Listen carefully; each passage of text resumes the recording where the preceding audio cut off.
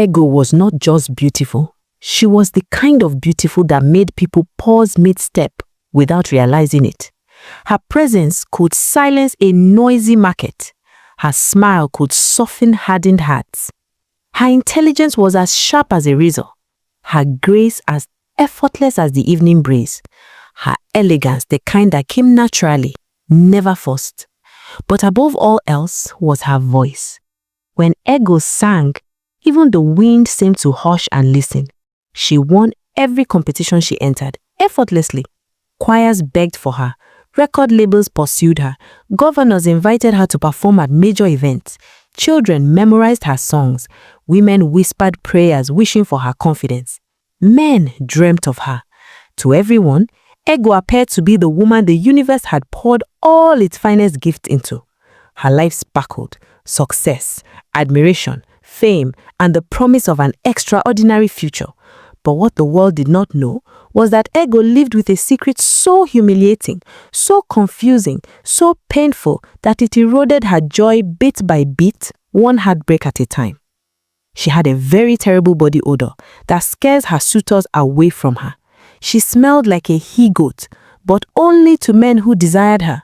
To the rest of the world, she smelled like paradise. To her suitors, she smelled like punishment.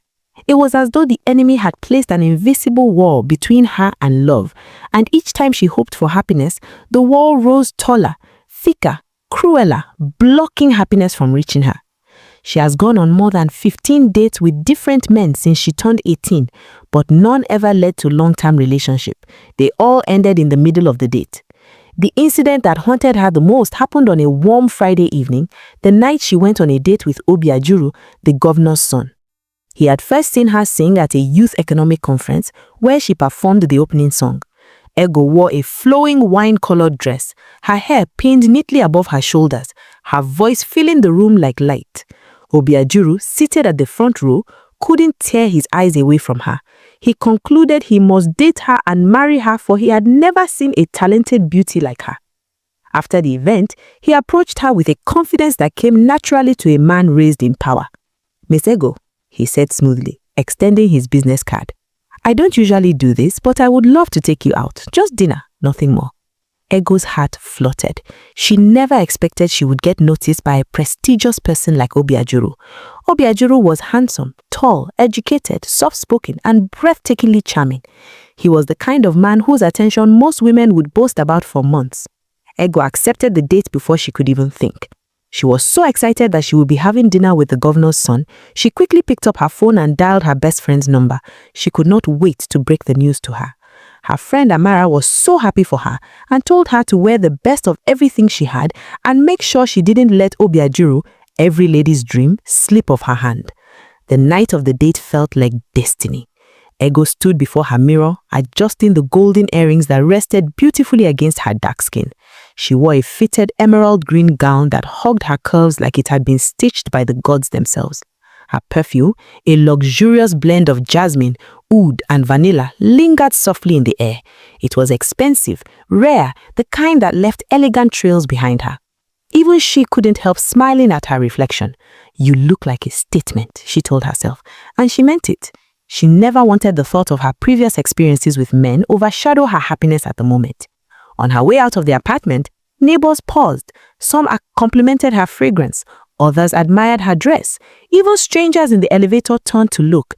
When she walked into the restaurant, conversations paused briefly, heads turning in admiration. She glowed. Some whispered compliments to their friends, stating how beautiful and elegantly she looked. Some talked about her beauty, while others talked about her unique fragrance. Surprisingly, as she approached the private table where Obiajuru sat, something shifted.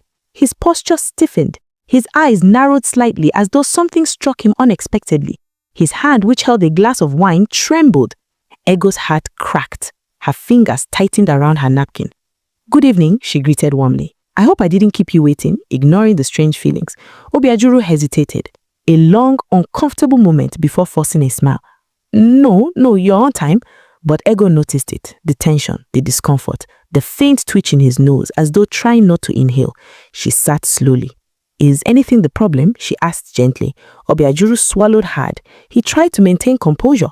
He lifted his spoon, but midway to his mouth he froze. A frown creased his face. "What is that smell?" he blurted, unable to stop himself. Ego's heart cracked. Her fingers tightened around her napkin. "What smell?" she asked, her voice trembling.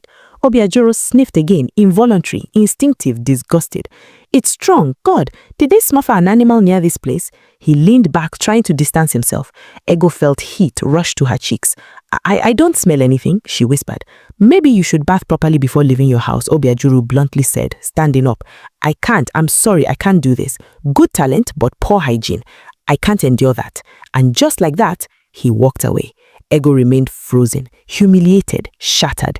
A single tear slipped down her cheek and she quickly rubbed it off, not wanting her admirers to notice and make a fuss about it. The waitress approached, worried. "Madam, are you okay?" Ego struggled for breath. "Please, tell me the truth. Do I smell bad?" The waitress shook her head vigorously. "Bad? Madam, you smell heavenly. I even wanted to ask what perfume you used, because I love the fragrance." Ego swallowed a sob. Nothing made sense. Why only men? Why only suitors? Why could she not perceive the smell herself? She left the restaurant with her confidence shattered and her heart heavy. She tried to hold back her tears to avoid attention. This was not the first time, and deep within her, she feared it would not be the last. By the time Ego turned 25, she had gone on over 20 dates, each ending in the same nightmare.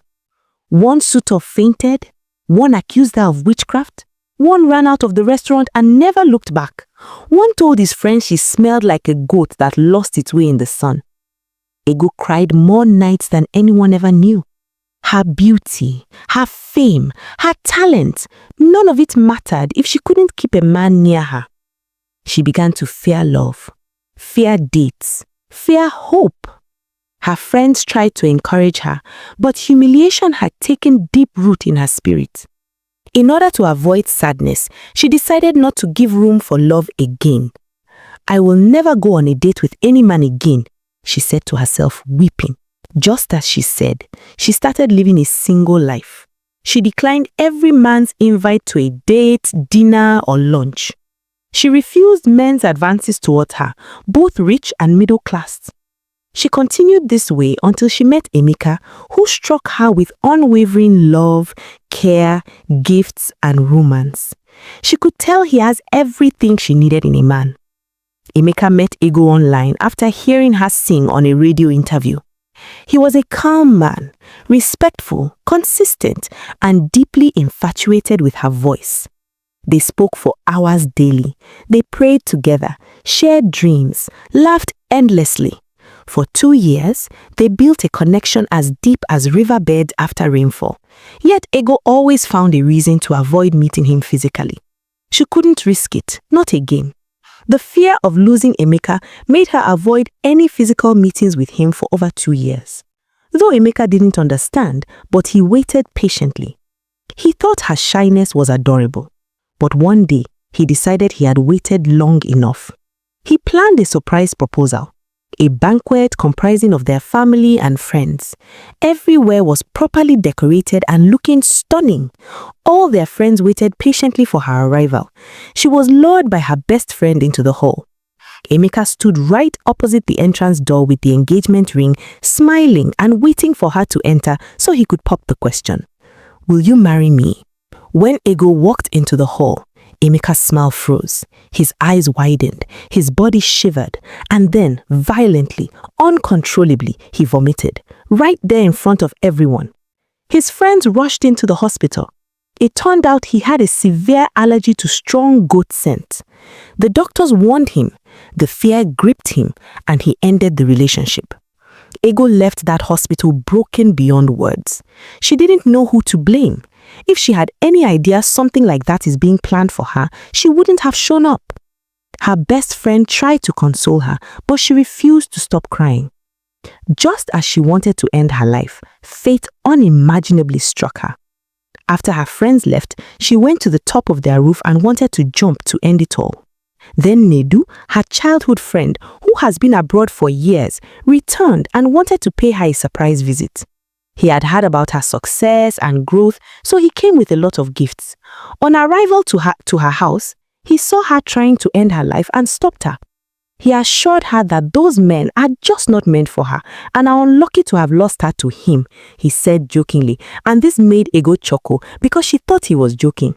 Nedu was the only person who had stood by her through every heartbreak for months. During this period, Nedu tried to profess his love for her, but she waved it like a joke. One quiet evening, Ego decided to give her best friend a chance since he is a man and had never complained about unfamiliar odor around her. Maybe Nedu was the right man she has been waiting for. One thing she never knew was that everything had been normal around them because she had seen Nedu differently, like a friend and not as her lover. At the restaurant they have booked, while they were eating, Nedu felt an unfamiliar concentrated scent of a he-goat coming out from Ego's body. He tried to ignore it, but it became unbearable. He dropped his spoon. He wanted to shout, cover his nose or run away, but he didn't want to hurt her feelings, so he held his breath till the end of their date. Ego was so happy. For the first time in her life, she had a full date that didn't end in disgrace and humiliation. She thought maybe God wanted her to be married to Nedu alone and no other man.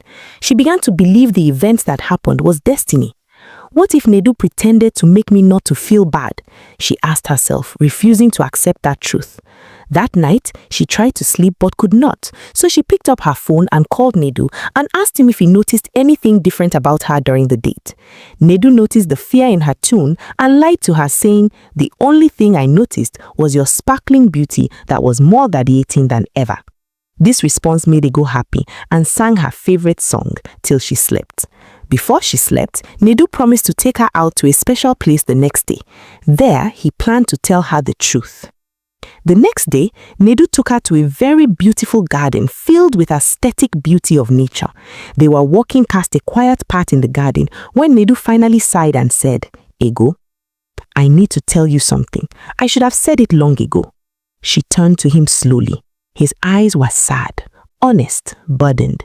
You smell like a he-goat when a man who likes you gets close." Ego froze. It felt like the earth tilted under her feet. But Nedu wasn't finished. "And I've loved you silently for years," he whispered, "and it kills me to see you suffer." His confession broke something open inside Ego, not in pain but in relief. Finally, someone told her the truth, and this truth would lead her down a path she never expected. The morning after Nedu revealed the painful truth, Ego woke earlier than she had in months, not because she wanted to, but because sleep had abandoned her, chased away by a storm of emotions that tore through her mind all night. The sun had barely risen. Soft golden light filtered through her curtains. Birds chirped on her rooftop, their melodies rising gently into the fresh air. Yet, Ego felt none of the morning's peace. She sat at the edge of her bed, her hands clasped tightly and her eyes swollen from crying. Her voice, her greatest gift, felt trapped in her throat, heavy with confusion and heartbreak. For years, she had carried humiliation without understanding it. For years, she had swallowed tears, painted smiles, and forced confidence. For years, she believed something was wrong with her body, with her spirit, with her destiny. But yesterday, Nedu, the one person who had never left her side, had spoken the truth no one else dared to say. "You smell like a he-goat when a man who likes you gets close." Hearing it from him, hearing it from someone who loved her deeply, made it real, undeniable, terrifying. Ego covered her face with her palms. "Why me?" she whispered into the quiet room. The morning breeze slipped through her window and brushed her cheeks, as if trying to comfort her. But Ego remained still, lost in her anguish. She didn't know what to do. She didn't know where to go. She didn't know how to break something she didn't understand. As she was lost in a deep thought, a soft knock sounded at her door. Ego froze. Another knock, gentle, familiar. "Ego," Nedu's voice called quietly. "It's me." She hesitated, then walked slowly and opened the door. Nedu stood there dressed in a simple white shirt and dark jeans, his eyes filled with concern. Morning sunlight spilled behind him, giving him a soft golden outline. "You didn't sleep," he said softly. "Neither did you," she replied. They stood facing each other for a long moment, the weight of yesterday's revelation heavy between them. Nedu stepped inside, and Ego closed the door. She expected awkwardness, but Nedu moved with the same steady calm he always carried. You needed to know, he said. I couldn't watch you keep suffering. Ego nodded slowly, tears welling again. I don't understand why it happens, she whispered. Why me? Why only men who like me? Why do others smell nothing? Nedu took a breath. That's what we need to find out. Ego looked up, confused. Find out? How? Nedu slipped his hands into his pockets. Ego, this kind of thing, it's not normal. It's not physical. It's not science. It's more than that. Something spiritual is involved. Something older than us. A chill ran down Ego's spine. Are you saying I've been cursed? Nedu didn't confirm it. He didn't deny it. He simply held her gaze. We need answers. And the answers will not come from hospitals or perfumes or doctors. They will come from someone who can see beyond sight. Ego swallowed. Someone like who? Nedu hesitated, then said, someone like an elder, a priestess, or anyone who moves between the physical and spiritual worlds. Ego's heartbeat quickened. She didn't know where to find such a person. She didn't know if she was ready, but she knew she couldn't continue living this way. Nedu stepped closer. There's someone people talk about, he said gently. A very old woman who wanders around early in the morning near the outskirts of the city. Some say she sees things others cannot see. Ego frowned. An elderly woman? Doing what? Begging, Nedu said. Or so people think. But some say she has helped people with strange ailments, people whose problems made no sense. Ego took a shaky breath. And you want me to meet her? Nedu nodded. She might know. Ego closed her eyes for a moment. The sun was rising fully now, washing her room in clear light. It felt like the ancestors themselves were urging her forward. When she opened her eyes again, her voice was firm. Take me to her. Nedu drove slowly, scanning the roadside, he said. Ego leaned out slightly, searching. Her heart pounded. She didn't know what to expect, but something deep within her insisted that today would be different. And it was. For as they turned a corner near an abandoned fuel station, Ego spotted a figure sitting under a small tree. An elderly woman, bent with age, wrapped in faded traditional cloth, a wooden walking stick by her side. Her hair white like morning clouds, her eyes staring straight ahead, intense, glowing faintly. Ego felt a shiver crawl across her skin. That's her, Nedu whispered. Manzi. The old woman slowly turned her head toward them, as though she had been expecting them. Her lips curved into a knowing smile, and when Ego stepped out of the car, something remarkable happened. The woman spoke before Ego said a single word. In a voice as ancient as forgotten stories, she said, Nwayoma, the beautiful one who carries the scent of the animal she mocked. You have finally come. Ego froze. Her heart stopped. Her breath vanished. She had never seen this woman before. She had never told anyone her secret except Nedu. Yet, this stranger, this elder, knew the truth instantly. Nedu's eyes widened. Ego trembled. The old woman lifted a wrinkled hand, beckoning her closer. My daughter, you carry a curse planted many years ago, one woven from a child's anger and a shrine's answer. Ego's knees weakened. Tears stung her eyes. She whispered, Please help me. The old woman nodded slowly. I will, but first you must hear the full story of the one who cursed you. You remember back then, when you were in primary 4, you mocked your classmate who always smelled like a goat in class. Ego nodded in agreement. Yes. The old woman continued. One thing you never knew was that she took your name to their shrine and cursed you. Before you noticed, it was due to poverty that made them live in an animal house. Despite your kindness towards her afterwards, she never went back to lift the curse because she thought that mere word of forgiveness could lift the curse. Ego cried as the old woman told the story. She quickly asked in tears, What is the solution, Ma? You must find her and explain your condition to her so she can go back and lift the curse. Else, any man that comes to you affectionately will suffer this bad odor. She gave them the direction on how to locate the girl. She assured her that her kindness had saved her. The next day, Nedu and Ego entered their car and rode to the place the old woman had directed them. On getting there, Igor apologized to the girl, who is now older and married. She did the necessary sacrifices and the curse was lifted.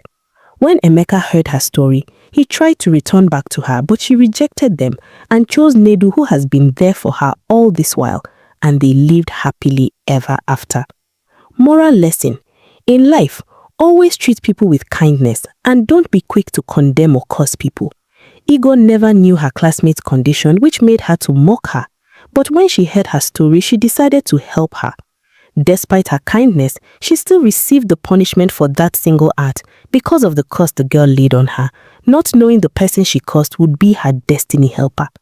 Thank you for watching. Please share your thoughts in the comment section and don't forget to please subscribe to our channel, Sabina Stories, how for rich African folktale and heritage brought to life through real stories.